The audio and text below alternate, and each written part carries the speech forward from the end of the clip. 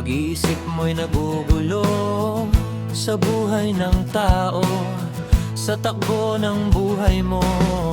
Ikaw ba isang mayaman o ika'y isang mahirap lang? Sino sa inyong dalawa ang mas nahirapan? Masdan mo ang mga bata, masdan mo ang mga bata. Ikaw ba'y walang nakikita sa takbo ng buhay nila? Masdan mo ang mga bata, ang buhay ay hawak nila. Masdan mo ang mga bata, ang sagot ay iyong makikita.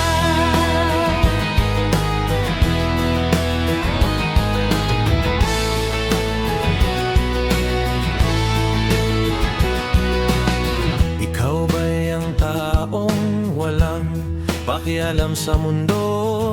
Ngunit ang katotohanan, ikaw may naguguluhan.